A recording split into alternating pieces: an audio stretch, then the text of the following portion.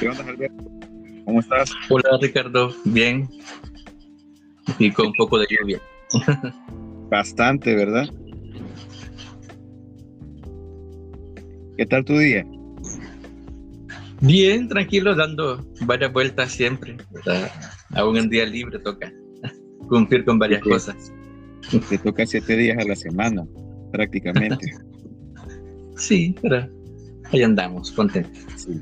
No, como te comentaban fuera de micrófonos, pues sí, yo creo que andas de arriba para abajo. Mira, ahí estás, siempre en la casa del escritor, haciendo un gran trabajo con las puertas abiertas en la casa, con los miércoles de poesía.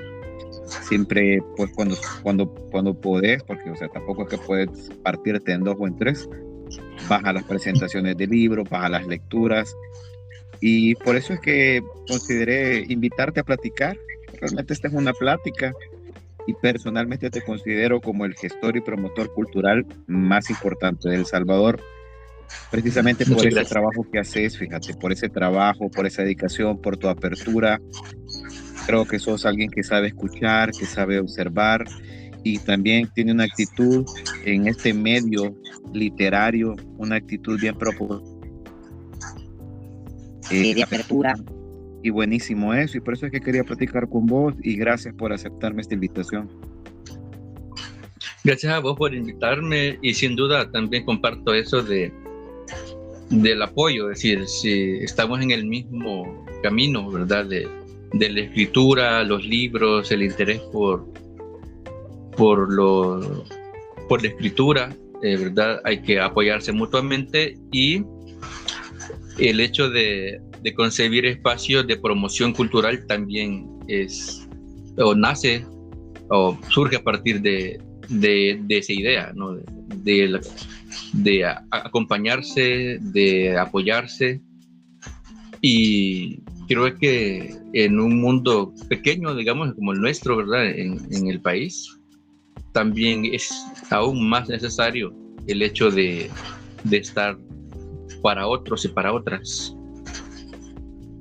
Claro, sé que estamos en el mismo barco, ¿no? Todos con alguna propuesta, con sus propuestas particulares, pero ahí vamos, ¿no? Ahí vamos y en esta jugada andamos. Alberto López Serrano, ¿cómo te podrías definir? ¿Quién es Alberto López Serrano? Pues bueno, nací un sábado 8 de enero del 83. Bueno, Capricornio sí, también. Capricornio. Sí, lo que hago también es parte de mi definición, digamos, pues yo sería un promotor cultural, un gestor, un escritor, un lector, también como decías, alguien que observa y aprende, que escucha y aprende de su entorno. Cuando se puede, cuando sea necesario, pues uno también interviene. Y desde la perspectiva cultural, creo que soy alguien que abre espacios o que también ha ido aprendiendo a, a, a convivir o a ser parte de este mundo literario. Y desde los espacios en que estoy ahora, por ejemplo, el de la Casa del Escritor, de Alquimia, con las lecturas de todos los días miércoles de poesía o sus libros que también se publican, el Festival Amada Libertad, el Encuentro de Poesía de San Salvador, ¿verdad? Que son como quizás los proyectos más grandes y sostenidos en los que estoy. Pues siempre se busca el compañerismo, ¿verdad? Y de mantener también la ventana abierta. Es decir, son espacios plurales que se tienen y la perspectiva es esa, ¿no? De estar de puertas abiertas. Sí, ya vamos a platicar de eso. Me interesa saber un poco esa labor que haces en la Casa del Escritor. Yo veo tus publicaciones en redes sociales. Es un espacio donde cualquier colectivo, cualquier grupo, cualquier persona, particulares, puede llegar a la casa, puede presentar sus libros, se pueden armar lecturas. Me encantaría hablar un poco sobre eso, también sobre el Festival Internacional de Poesía Amada Libertad. Y todos estos otros proyectos que se realizan año con año. Pero antes quisiera preguntarte cómo es que te metiste a este rollo de escribir en un país como el nuestro. Sé que también sos maestro de inglés y de matemáticas y sé que también vos sabes muy bien que los aprendizajes también son colectivos.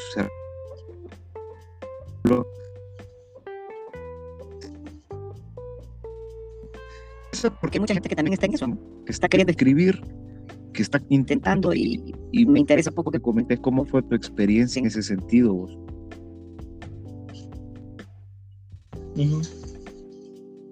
Creo que desde pequeño me llamó la atención la escritura, o no sé, la lectura en general, primero.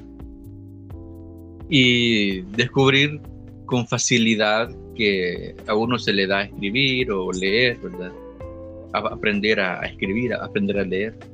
O también cosas de la lengua, ¿no? La ortografía, la gramática. Desde niño era como que sí, o sea, lleva tilde y punto, o sea, o cosas así, que lógicamente, ¿verdad? Uno entiende esas reglas, pero había niños que como que les costaba, ¿verdad? Entonces, desde ese momento, digamos, de ir descubriendo, ¿no? el idioma, también que la maestra Sandra Escalante, que la tengo por ahí en Facebook estos días, me facilitó, digamos, el camino con su forma de enseñar, con su cariño, con su confianza a todo el grupo, ¿verdad? Y que yo siempre he sido un niño tímido, como bien callado, y también como era bien portado y era un niño excelencia hasta hoy en día. Bueno. Me daban premios, entonces los premios eran libros de canciones para niños, de poemas para niños, me gustaba leerlos y yo compartía con quien podía ahí en la casa. Y creo que desde ese momento la motivación por la lectura estuvo presente. En la casa tal vez no había tantos libros o libros que yo dijera agarro, ¿verdad?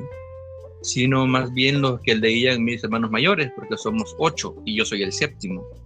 Entonces ya había libros ahí, obras de teatro, cuentos en general, que habían leído ellos en años anteriores. Entonces yo agarraba alguno y leía, ¿verdad? Hay cosas que yo no entendía ni nada. Pero me gustaba, por ejemplo, cómo escribía Shakespeare, ¿verdad? Su teatro. Yo iba como como 4º grado. Pero leía cosas. Entonces ahí fue como mi interés y ya siempre doy como formalmente, ¿no? Agarrar más gusto por la lectura, por libros, ya sea del país o extranjeros, fue en bachillerato y puntualmente en 2º año. Porque el primer año pues tuve un maestro de lenguaje que no era especialista, ¿no? en lenguaje, es que no mucho nos supo orientar. Pero en 2º año sí tuve a este maestro, Rudy Mengíbar, en el de Villacorta, en Tecla, que si bien tampoco era su área, el lenguaje no era su especialidad, pero él filósofo. Le lectura. Entonces él era filósofo, creo. Creo que sí, me enseñaba varias cosas, pero ahí toca enseñar de todo, ya en aula. Pero él nos supo orientar y con la pasión que él nos hablaba de los libros, de los personajes, así como nos movía incluso a buscar otro libro aparte del que nos daba él en las clases. Así fue, por ejemplo, yo que descubrí a García Márquez, por ejemplo. Leímos Por donde no tiene quien le escriba. Y yo comencé a leer más de Márquez y me encantó, es uno de mis autores favoritos. Y así, autores como Manuel Argueta, nuestro escritor, ¿verdad? Con Un día en la vida, leímos ese libro en clase. Y así, varios poemas también de varios corrientes o estilos de la historia poética, ¿no? en América Latina especialmente. Y así descubrir esa forma de escribir, la forma de describir el mundo, de mostrar el panorama social, el panorama interior de un personaje también, pues, se va quedando ahí, ¿verdad? Aunque sea inconsciente uno a veces en ese proceso, pero va guardando esa semilla y que con el tiempo florece. Y ya en la universidad, cuando entré a la UCA, a la carrera de maestro de inglés, yo digo que ahí fue ya donde realmente yo me dije, bueno, si quiero escribir, quiero dedicarme a la escritura, y un camino pues es leyendo, ¿no? Seguir leyendo en la biblioteca de la UCA, que es un paraíso hermoso. Buenísima. Para mí es la mejor biblioteca, creo que a nivel nacional. Sí, por 2. Entonces, descubrí ahí estantes y estantes de temas que me gustaban. Por ejemplo, la tradición griega, la antigüedad en general de los pueblos y de las culturas del mundo siempre me han atraído. Entonces leí cosas de los vikingos, cosas de los chinos, cosas del Tíbet, de la India, de los pueblos originarios de América, y así, ¿verdad? De tener como un panorama amplio de la antigüedad del mundo.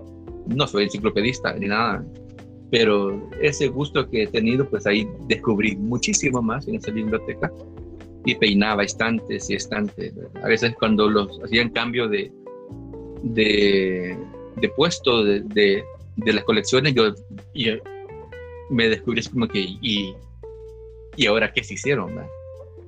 Pero había un nuevo espacio, había que reubicarlos en la biblioteca, pero así. Entonces sacaba más libros para leer así de diversión, digamos, ¿verdad? Más que de las clases o para hacer tareas de pedagogía o de inglés, no sé.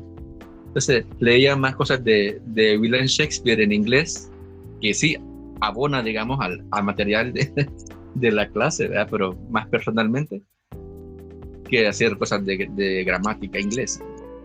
Que también, pero en ese sentido llevaba a la par las dos cosas, ¿verdad?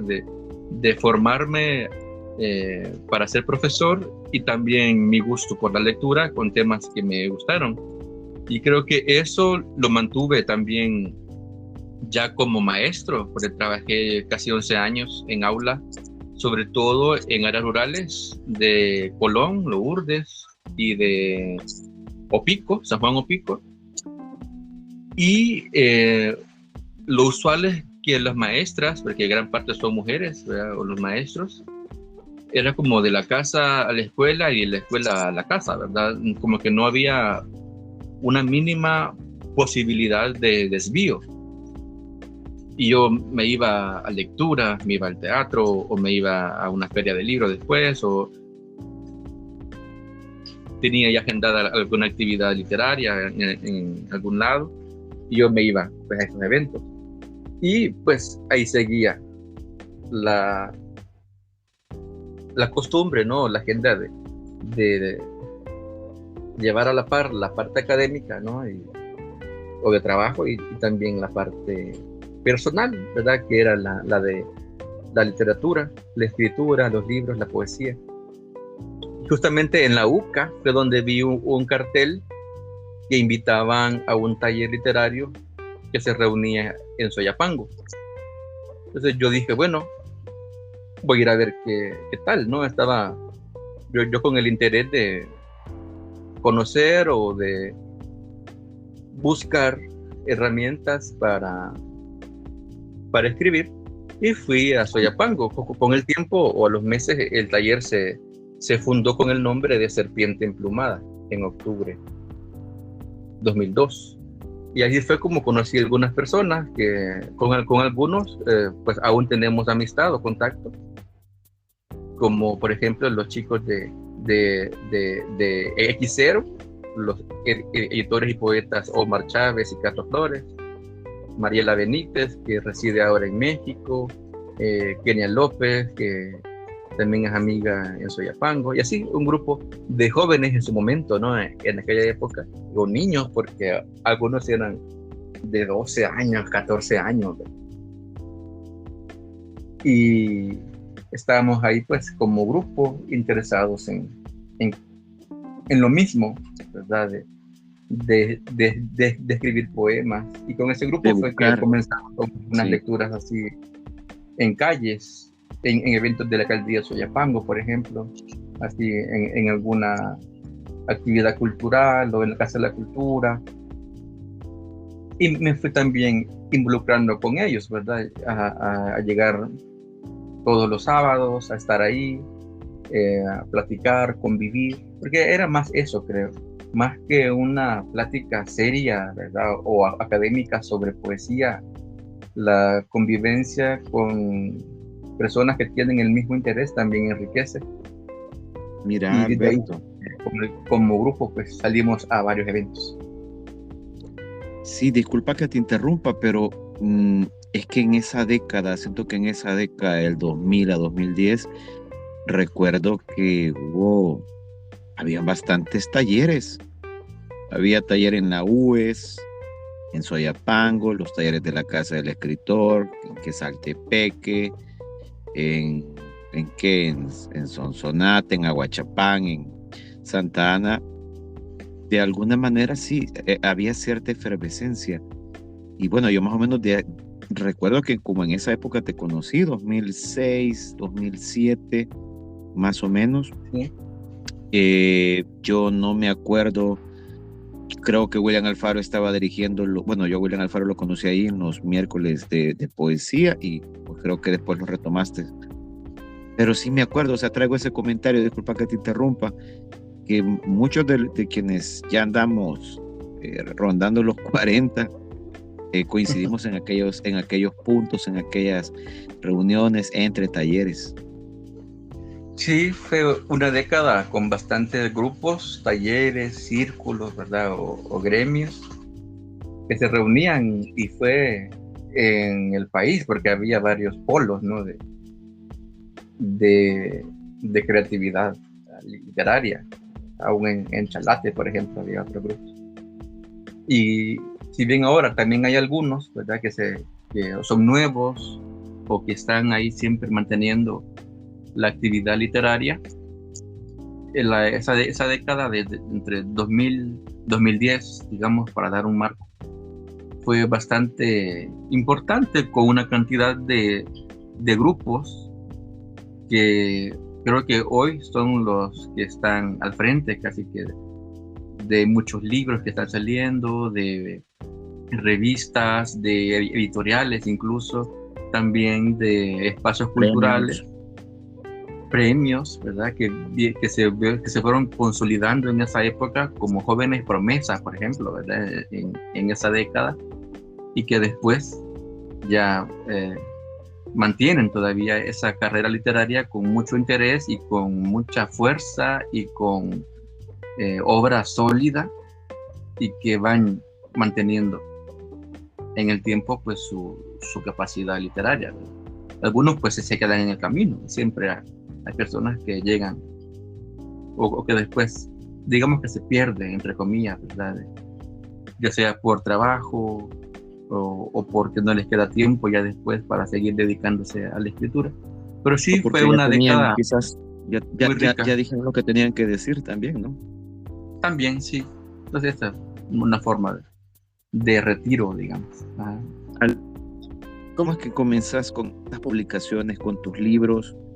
La nave que falta, 100 sonetos de Alberto, y que imposible no llamarte Ingle, Montaña y otros poemas, Domador de caballos, que por cierto, vi ahí en tu muro que lo van a reeditar, y Canto para mi muchacho. Ajá. Háblame un poquito de estos proyectos, ahí del que más te guste, no sé, pero cómo, te lo digo porque mucha gente que va a escuchar este material se queda ahí y están con esas mismas preguntas. ¿Cómo fue que te metiste a esto de publicar? Ya es una cuestión más seria, ¿no? Sí. Bueno, tal vez un punteo así general de cada título. Quizá para hablar de los libros es necesario mencionar a Alquimia, ¿no? La Fundación Alquimia. En 2003, con este grupo que te decía de Soyapango, La Serpiente Emplumada, nos invitaron a leer en Tacos de Paco. Entonces fue ahí cuando yo llegué con el grupo a leer, y ahí comencé a hacer parte de las lecturas cuando podía llegar, porque andaba también en clases, en otros procesos de formación, y no podía siempre estar ahí todos los miércoles, pero cuando podía yo iba. Y comencé a dejar la mesa, digamos, solitaria, ¿verdad?, en que yo me sentaba y en silencio, a hacer parte ya de las pláticas que me decían que me sentara ahí, o que si quería leer algo, o que tal día yo podía leer, ¿verdad? Y así fui como acercándome a la actividad cultural, con Alquimia especialmente. En 2005 me invitaron a ser parte ya del grupo, gracias a Héctor Cermeño, que era el presidente alquímico. Y en 2007, después de dar talleres, porque en 2005-2006 estuvo dando talleres de lectura y de escritura para jóvenes en bibliotecas que estaban formando en ese momento. Yo iba a Tecoluca y a Pastepeque en San Vicente, y de ese fondo, ¿no?, que quedó a partir de talleres que se dieron, en 2007 se iban a sacar 3 libros. Entonces uno iba a ser uno mío, ¿no?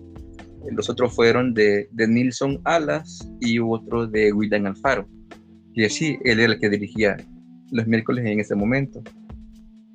Entonces yo no tenía nada armado, digamos, un libro estructurado o ya pensado como tal, un poemario, pero sí traía como 6 años de estar escribiendo varias cosas, sobre todo sonetos, y entonces pensé en armar un libro a partir de un tema, ¿no? Entonces, La nave que falta, que fue el primer libro que se me sacó, reúne poemas que hablan sobre el agua, el mar, los ríos, el lago y todo el símbolo que puedan conllevar, desde un niño que descubre o que conoce el mar por primera vez, hasta alguien ya mayor que llega al mar otra vez, pero con otra perspectiva de su propia vida, o de la existencia, o de la soledad, la melancolía,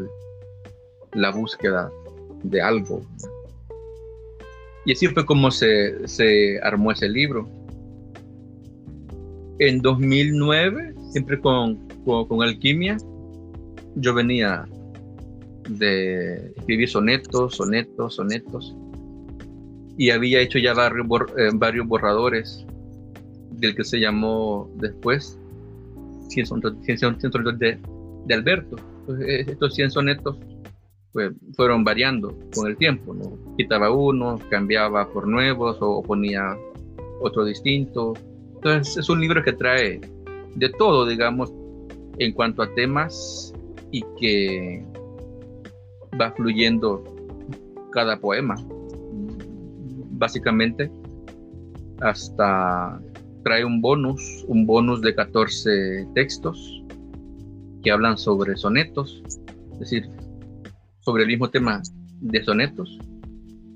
Y así hay temas de amor, de desamor, de la infancia, temas de la muerte, poemas que dedico a poetas que me gustan, y ese bonus que te digo.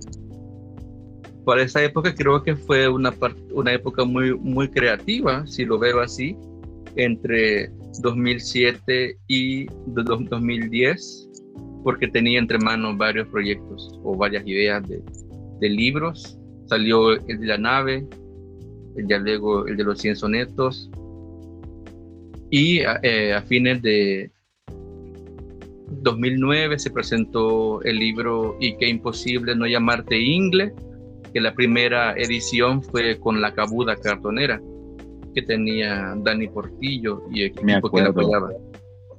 sí, en esta, para sí. armar sus libros, ¿verdad? Para pegar o coser, pintar las portadas, ¿verdad? Porque era cartón, ¿verdad? Ya ve, algunos eran con pinturas o con estampas hechas así a mano, cosidas o pegadas. Entonces era un proceso interesante y delicado también y hermoso, ¿verdad? Entonces, esa fue la primera edición de la Ingle.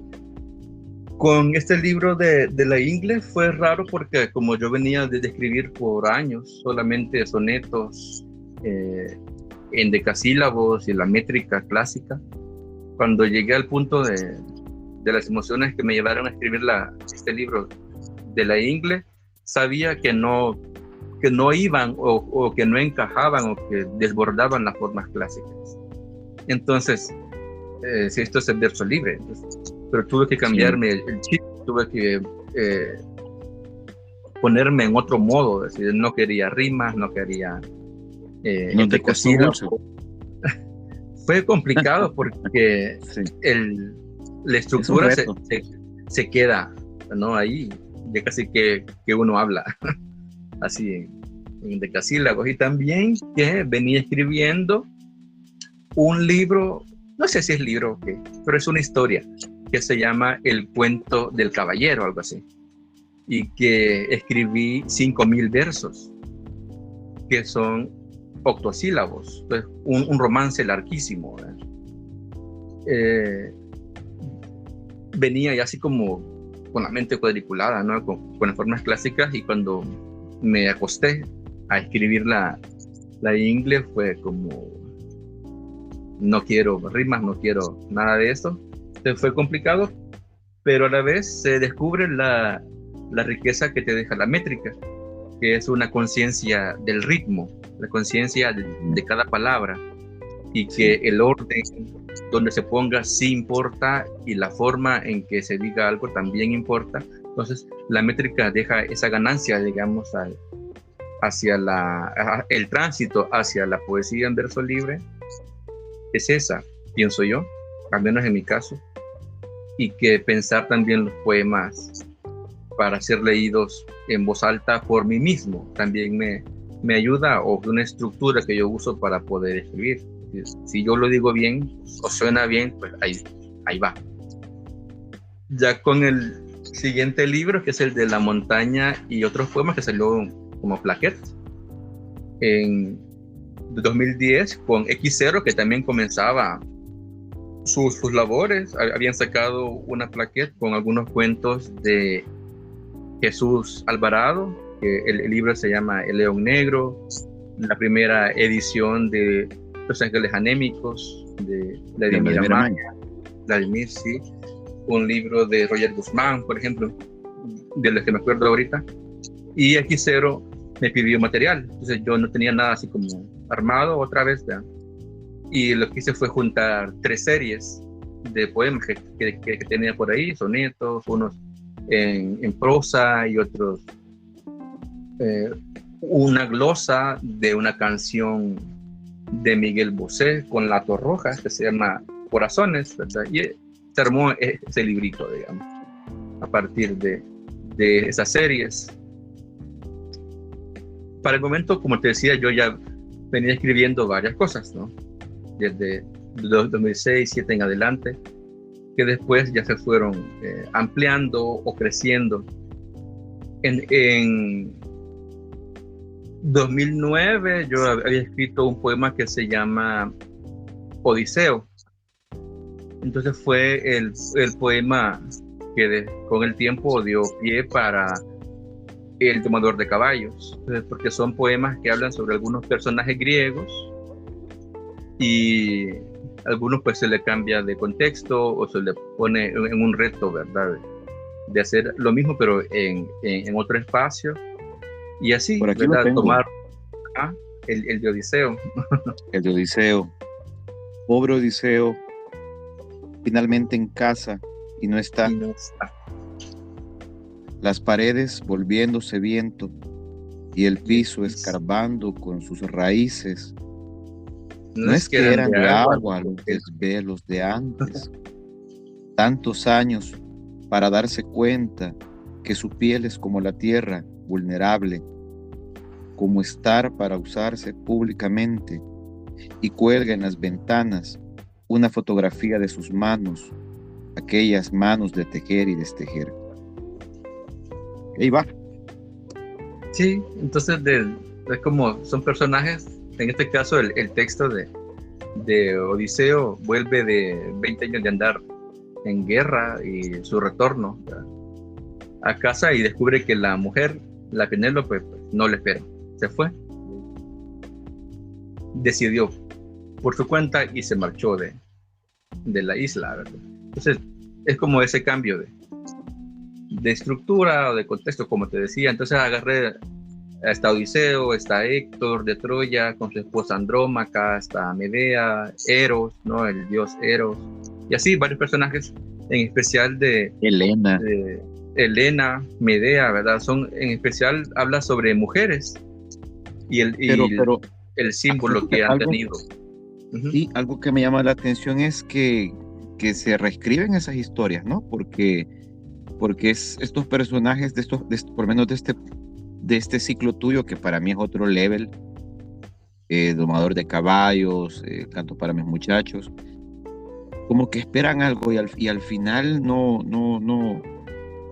o sea, esperan algo y al final no encuentran eso que esperaban, o al menos la imagen de eso que se cuenta en la historia. Haces ese cambio bien inteligente y me encanta mucho. Sí, por ejemplo, el poema de Helena, ¿verdad? Para mí, ¿verdad?, de manera personal, es un texto sobre el desencanto, ¿no? Algo que esperas, pero al final ves que no es eso, sino que es algo muy distinto o en sí no existe, ¿verdad? Entonces, o el símbolo, por ejemplo, de Medea, ¿verdad?, que es una mujer usada, la mujer que solamente está ahí para servir al hombre, ¿verdad?, y ya después se desecha, ¿verdad?, cosas que todavía pasan, ¿verdad? Entonces, en ese sentido, de agarrar estas historias o estos personajes también son simbólicamente actuales. Incluso del 28 al 30 hay una serie de conferencias y de lecturas que convoca la red de investigaciones sobre mujeres en Centroamérica, RILMAC, y que va sobre el tema de los mitos, de las diosas, serpientes, ¿verdad?, en general, pero los mitos en Centroamérica, y que hoy en día pues también hay varios autores en la región que retoman estos temas o a través del mito clásico, retoman la vigencia del símbolo o del tema en su escritura. Entonces también es parte de esta creatividad, digamos, o la forma en que uno reconcibe estos mitos o recrea la historia. Y también pasa con el siguiente libro, con Cantos para mis muchachos, ¿no?, que también retoma a gente de las fábulas griegas, en especial del tema, ¿no?, del tema homoerótico, del amor entre hombres, en el caso de este libro, de los Cantos para mis muchachos, y que a la vez hace lo mismo, ¿no?, recrea estos escenarios o les cambia el piso, ¿no?, a algunos, o sigue manteniendo la tradición del símbolo y de cómo pues perviven algunos personajes arquetípicos, o la forma en que se comporta el ser humano pues es igual el que de hace 3000 años o más, y eso pues es triste y a la vez enriquecedor, ¿verdad?, conocer sobre la conducta humana.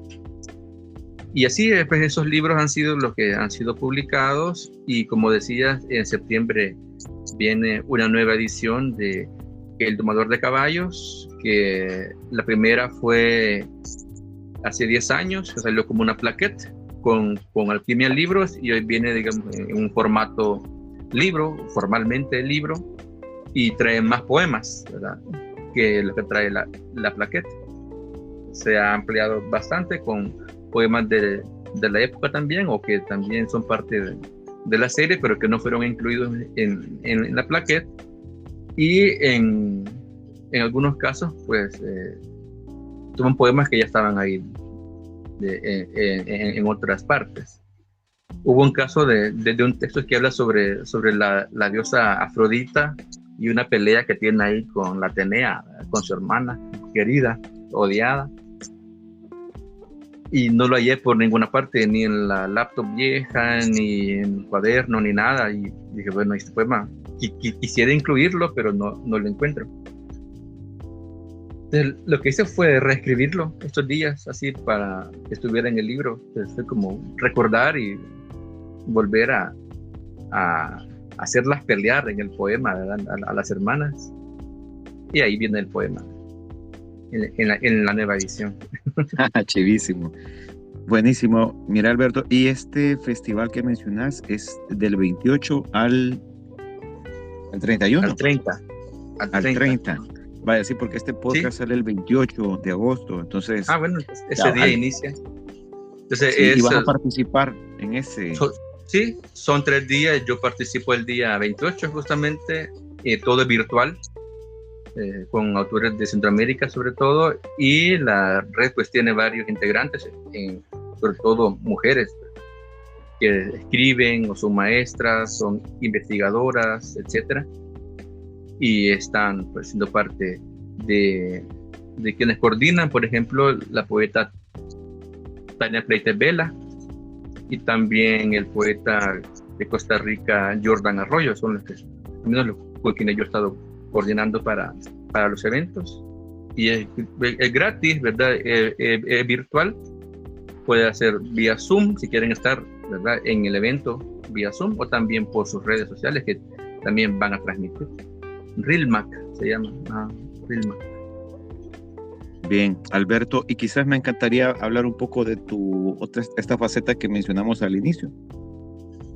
La Casa del Escritor es un espacio totalmente abierto para cualquier persona en particular que quiera presentar su libro, colectivos. Me encantaría que quizás para quienes todavía no conocen o no han llegado a la Casa del Escritor, ¿qué se hace en la casa? ¿Qué haces? Sé que tenés un papel súper importante tanto en la Casa del Escritor como en los miércoles de poesía. Mucha gente ha leído ahí y siguen leyendo. ¿Podrías un poquito, así como podríamos hablar un poquito de eso? Sí, con gusto. Yo llegué a la Casa del Escritor y Museo Salarrué en marzo de 2016. La casa pues ya traía una tradición importante desde la fundación y la coordinación con Rafael Mengíbar Ochoa, ¿no? Desde que la casa se abrió al público en 2003, hace 20 años.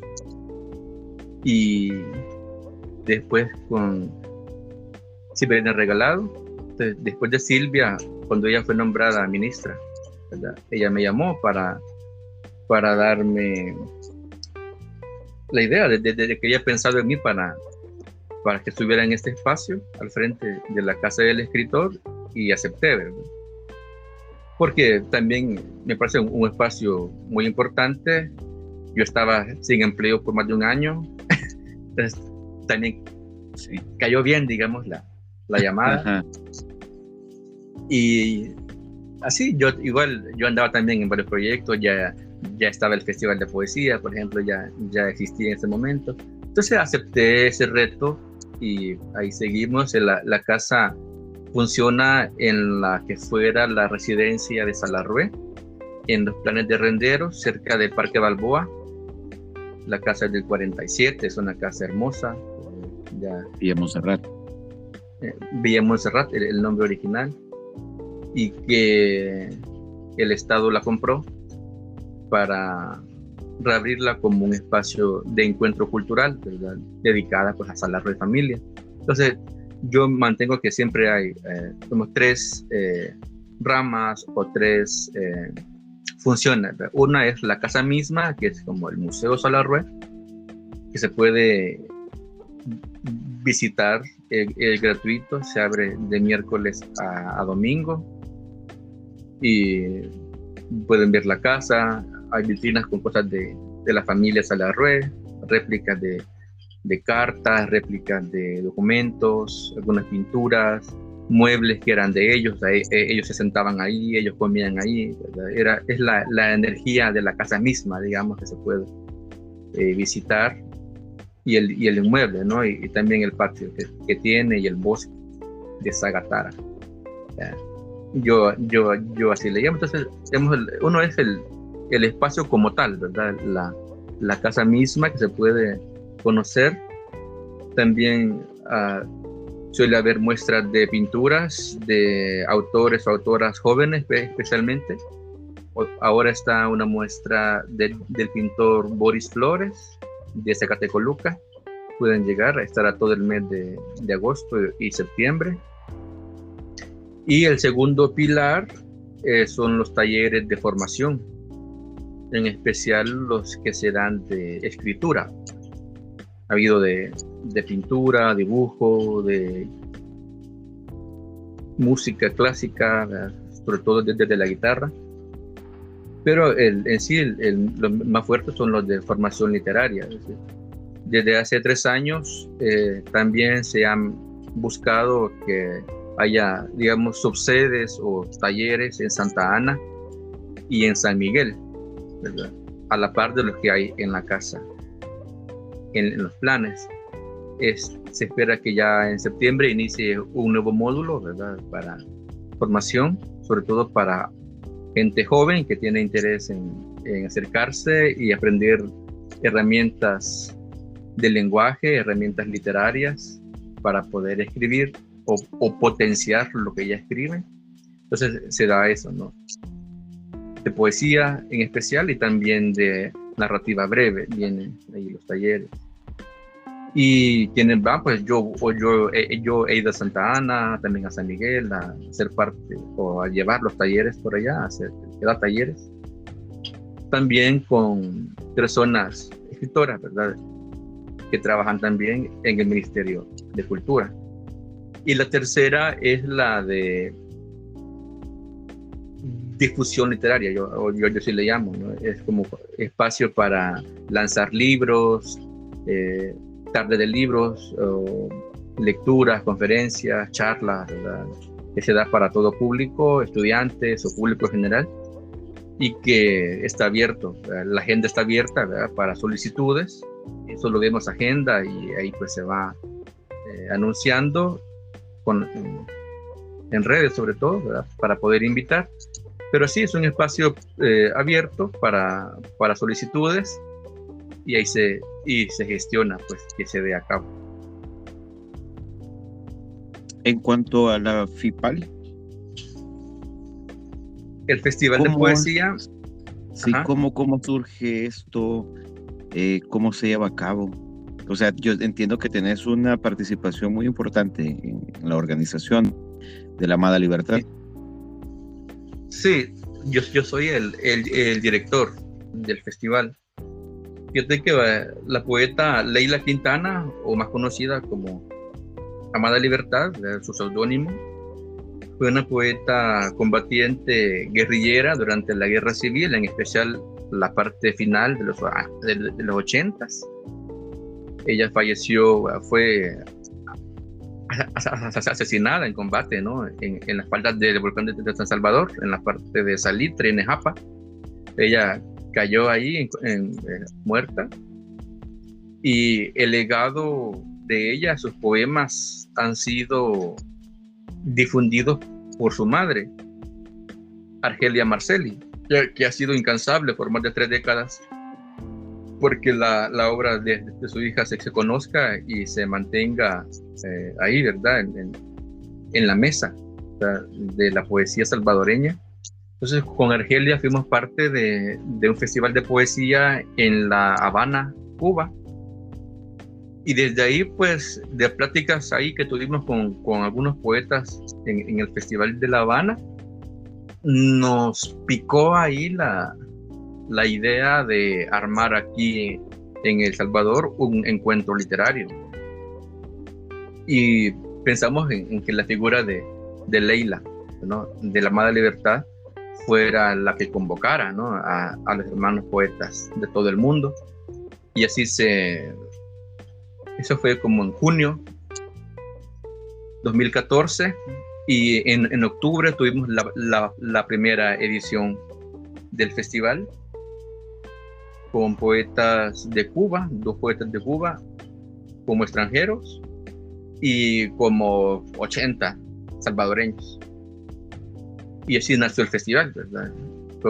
Con esa premisa de la amada libertad como hermana que convoca o que nos une.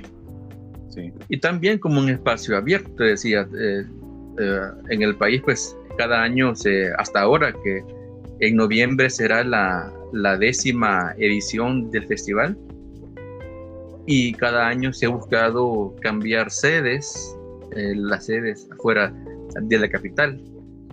Así hemos ido a todos los 14 rincones del país, ¿verdad? Desde San Ignacio, arriba de La Palma, ¿verdad? Hasta la Costa del Sol, la isla de Manguera del Golfo, Anamorós, así, todos lados. Hemos andado con los poetas, y que también es una vivencia con la comunidad, así, porque no solo se busca estar en las ciudades o en los pueblos principales, también hemos estado en los cantones, en los lugares de la costa, ¿verdad? Donde la gente realmente vive, ¿verdad? No tanto en los hoteles de Sur City, ¿verdad? Sino en los lugares donde la gente realmente convive. El calor y la afabilidad que la gente tiene para recibir a los poetas es impresionante. Entonces el festival pues se mantiene a partir de ese cariño de la gente, porque no tenemos fondos, no es un espacio que tenga, digamos, un fondo asignado o tenga... Sí. De hecho, el 1 de septiembre parece que hay una cena a beneficio para recaudar fondos, ¿no? Sí, el 1 de septiembre hay una cena que se ha hecho desde que iniciamos el festival. Cada año es una cena a beneficio, ¿no? del festival, para tener fondos, porque para alojamiento, para transportes, para la comida. También vendo libros, ¿verdad? Para quienes quieran comprar libros y dar apoyo al festival. Y así, ¿verdad? También con personas que han dado también soporte generoso para tener, y también que tocamos puertas, ¿verdad? Para tener transporte, para poder pagar el hotel, ¿verdad? Uno también hago también las gestiones para todo eso. Hasta ahora el festival nunca ha quedado con deudas, ¿verdad? Ajá. Yo sí, pero el festival no. Entonces así se va, ¿verdad? Gestionando cada una de las actividades, y cada año pues es casi que es como llaman full time, ¿verdad? Es como de tiempo completo estar pensando en el festival, porque si bien es una semana en el año que se dan las lecturas, pero la gestión o la preparación del festival pues es de tiempo, ¿verdad? Para que salga bien. Sí. Y también uno se queda con esta red de las amistades, porque personas que vinieron hace 10 años, que vinieron hace 5 años, que vinieron el año pasado o que vendrán este año, también están ahí siempre presentes y pendientes, ¿verdad? Del festival, el cariño que el grupo genera. A veces hay gente que ni siquiera piensa digamos en que se conocen, pues, o gente, digamos, XX, y que ya con el festival y la convivencia ya después son como cheradas, ¿verdad? De toda la vida. O sea, así fue como el festival se fue generando, y que se mantiene a partir del cariño de la gente. Y un proyecto más pequeño, hermanito del FIPAL, es el encuentro de poesía de San Salvador, que se han hecho 4 ediciones, 2 de ellas virtuales por pandemia y todo eso, pero que nació en diciembre del 19 con poetas de la región, y son menos actividades que el festivalón, digamos, 1 por día, 3 días, ¿verdad? Y ya también con la visión de ir a comunidades y convivir con personas donde nunca o casi nunca se pueden tener actividades literarias o que no tienen ese acercamiento. Y así pues Sí. se busca que se mantengan los proyectos, tanto los de alquimia como la casa del escritor, ¿verdad? Que no es mío, sino que es un espacio de gobierno, ¿verdad? Pero que yo estoy ahí al frente. El festival y el encuentro. Y tal vez una cosa que viene ahí ya como anunciada es el cierre del proyecto de los miércoles de poesía en Eso te noviembre. iba a preguntar. ¿Qué onda con eso, Alberto? Bueno, yo he estado ahí casi que 18 años coordinando las lecturas de los miércoles de poesía, ¿verdad? Y ya venía de antes, como ya decíamos, ¿verdad? Con Susana Reyes, William Alfaro, también estuvo por ahí Chambita Cajura, que estuvo con vos hace poco. Sí. Y así, la gente de alquimia, ¿no? Que ha estado ahí, estuvo ahí por 5 años, y ya después, en diciembre de 2007, me entregan la confianza de coordinar ese espacio, ¿verdad? Entonces ya digo, bueno, en noviembre se llega a la lectura número 1001, 1001 noches, ¿no? de poesía. Y creo que ya es un momento como de darle un cierre a ese proyecto, ¿verdad? No es que no se va a hacer nada más, ¿verdad? Sino que más bien es como cerrar ese proyecto que ha estado por más de 2 décadas y que es un espacio que está ahí presente siempre, ¿verdad? En el quehacer literario, pero que también creo que es necesario también darle clausura, es decir, ahí está, ¿verdad? También me dice que si yo ya estoy cansado, si ya me aburrí, no es eso, ¿verdad? Sino yo soy muy imparable. Ajá. Pero sí es cierre, yo lo veo como un cierre de un proyecto. Sí. Ya luego quizás venga algo nuevo. O de un ¿verdad? ciclo, como dicen. Un ciclo, sí. Ese espacio después ha estado históricamente en los tacos de Paco, ¿verdad? Que hoy se llama Hidalgo, desde hace más de un año. Restaurante Hidalgo. No, los tacos cerró hace un año y ya a los meses, ya en diciembre, más o menos por ahí en diciembre del año pasado, ya abrió Hidalgo como un nuevo concepto.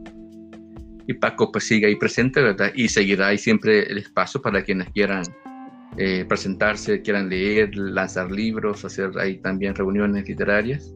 Ahí está el espacio de Paco, ¿verdad? Pero digamos el espacio de miércoles de poesía pues va a llegar a un cierre, a un final, a un cierre de ciclo, ¿verdad? En noviembre, así que desde ya vamos anunciando. Y también coincide que la lectura número 1000 va a ser la lectura del Festival de Poesía.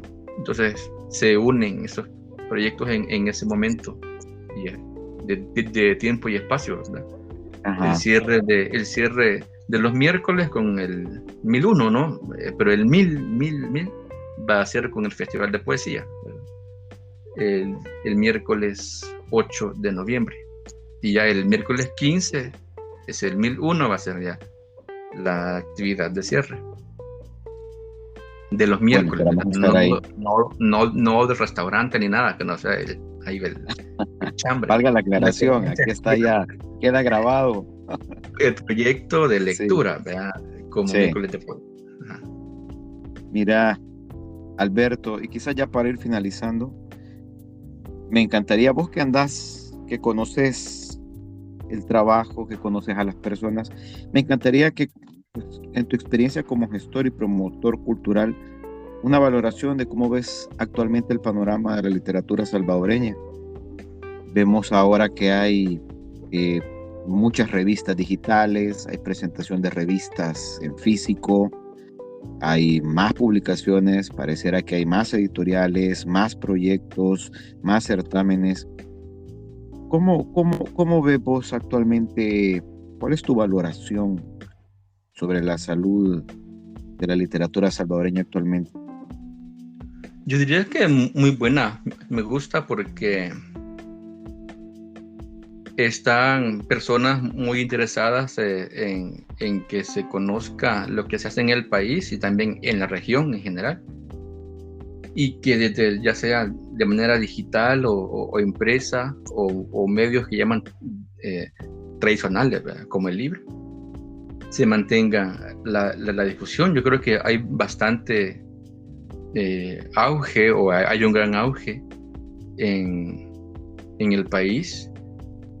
Sí, ¿verdad? Uno conoce sobre Guatemala, Honduras, también a partir de cosas similares que suceden en esos países, a partir de gente joven o gente ya mayor, ¿verdad? Que uno o de la misma edad, más o menos, que andan en proyectos muy interesantes, ya sea editoriales, revistas electrónicas, digitales, como ya decías vos, también con podcast, ¿no? Ahora que también es una forma también de registrar el panorama cultural a través de estos medios digitales. Y yo digo que está bien, y también uno es parte de toda la bulla y todo el quehacer literario, mucho más. Entonces lo que nos invita es a apoyarles, apoyar estos espacios, ya sea localmente, porque así como hay cafés que tienen interés en abrirse y en difundir literatura, tanto en Oriente, en Occidente, en zona central, ¿verdad? Hay espacios que también han ido muriendo, ¿verdad? ¿Por qué? Por la falta de apoyo, porque sí, es dinero, ¿verdad? Lo que los mantiene vivos, pero si no hay interés o no hay apoyo real, más allá de un like en Facebook, ¿verdad? Ajá. Tampoco pues se espera que pervivan más tiempo. Entonces lo que yo diría es que sí hay un gran auge de difusión literaria en el país, y lo que nos queda también es apoyar, ¿verdad? Estar ahí presentes o difundir o colaborar cuando sean posible, ¿verdad? En ese caso, para que puedan mantenerse. Y creo que el temor a vencer a veces es ese mismo de creer que no hay gente que pueda dar o que pueda interesarse en el tema, ¿verdad? Pero siempre hay personas que están escuchando. Yo recién abrí también no podcast, a saber qué es, ¿verdad? Pero de cuentos de Salarrué, ¿verdad? Yo ya venía ahí leyendo en Facebook a través de videos, y luego subí los audios, y hay gente escuchándolos, ¿verdad? Hay como 300 gente que les han escuchado ya en unos días, y bueno, hay gente que sí lo escucha. Entonces es como vencer esos temores de pensar que en el país no se lee, que en el país no compran libros, que en el país los jóvenes no les interesa. Es falso, ¿verdad? O en general es falso. En todo caso, es de hacerlo, de aventarse, de estar de cabeza en esos proyectos a veces, para que se mantengan, y la pasión, ¿verdad? La pasión que le pongan también es un punto esencial. Bien, gracias Alberto. Mira, para ir terminando, me encantaría que recomendaras un par de libros para este episodio. Ajá. Quiero ver. Fíjate que yo quisiera recomendar un libro de Salarrué que se llama Oyarkandal. Son cuentos, ¿verdad? Cuentos fabulosos, ¿verdad? De fantasía de la mente de Salarrué, así que son viajes astrales de alguna forma. Es un libro que me gusta mucho, ¿verdad? En general se leen los de Barro, Cipotes, ¿verdad? Que también me encanta. Pero también otra visión de la escritura o de la mente de Salarrué se puede encontrar en Oyarkandal. Entonces es un libro que yo puedo sugerir. Y otro, quiero ver, ¿sabes? Como autores que me gustan mucho, Kavafis, el poeta alejandrino griego, ¿verdad? Konstantinos Petru Kavafis. No tiene un libro como tal, pero su poesía que él publicó, ¿verdad? Está compilada en libros. pueden buscar sobre Cavafis, con K o con C, según le escriban. Creo que sería eso, Talarrue y Cavafis. Gracias, Alberto. Mira, nos sentimos el tiempo ya, casi una hora. Te agradezco por la plática, de verdad. Y buenísimo, aquí estamos inventando y gracias por sumarte a esta plática. ¿Oíste?